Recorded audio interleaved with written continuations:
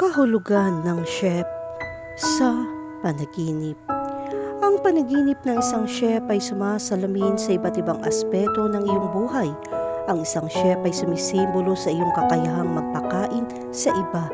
Maaaring nakakaranas ka ng surge of creativity at handa kang magbigay ng mga bagong idea sa buhay. Ang isang chef sa isang panaginip ay nagpapahiwatig na sinusuportahan mo ang mga nakapaligid sa iyo. Higit pa rito, nagbibigay ka ng emosyonal na suporta sa mga malapit sa iyo.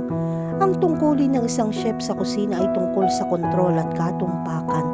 Ang panaginip tungkol sa isang chef ay nagpapahiwatig na ikaw ay naghahanap ng higit na kontrol sa iyong buhay o isang partikular na sitwasyon.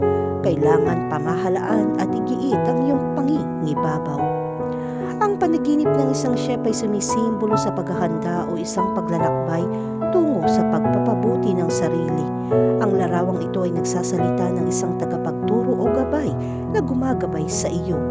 Ipinapahiwatig din ito na kailangan mong magbigay para sa iba. Ang kusina ay kung saan nakatira ang chef. Maaari itong kumatawan sa iyong mga damdamin. Kung nanaginip ka tungkol sa isang malinis na kusina, ito ay nagpapahiwatig ng pagkakaisa sa iyong buhay. Sa kabaligtaran, ang isang magulo na kusina ay nagpapahiwatig ng mga damdamin ng stress at pagkabalisa.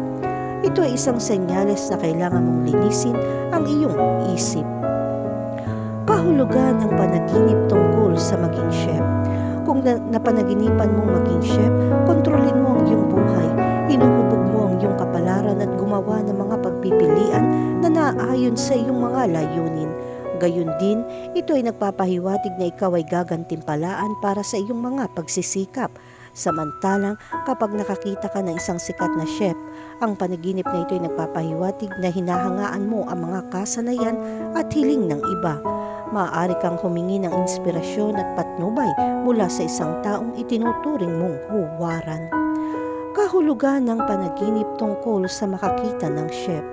Kapag nakakita ka ng chef sa isang panaginip, nagmamasid at natututo ka mula sa iba.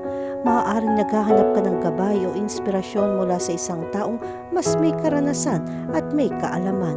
Ang simbolo na ito ay isang mensahe upang bigyang pansin ang mga kakayahan ng mga nasa paligid mo.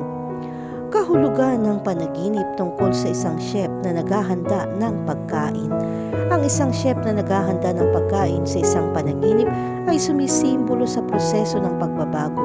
Maaaring dumaan ka sa isang makabuluhang pagbabago tulad ng isang karera. Ang pagkain sa kasong ito ay sumisimbolo sa mga resulta ng pagbabagong ito. Kapag nanaginip ka ng isang chef na naghahanda ng pagkain, ito ay sumisimbolo sa iyong kakayahang mag-alaga. Ang panaginip na ito ay nagpapahiwatig na binibigyang pansin mo ang iyong sariling mga pangangailangan, pati na rin ang mga pangangailangan ng iba. Ang pagkaing inihanda ng chef ay sumisimbolo sa nutrisyon na ibinibigay mo sa iyong sarili at sa mga nakapaligid sa iyo. Kahulugan ng panaginip tungkol sa isang galit na chef. Ang isang galit o inis na chef sa iyong panaginip ay nagpapakita ng mga damdamin ng pagkabiko na iyong dinaranas. Maaaring hindi ka nasisiyahan sa iyong kasalukuyang sitwasyon.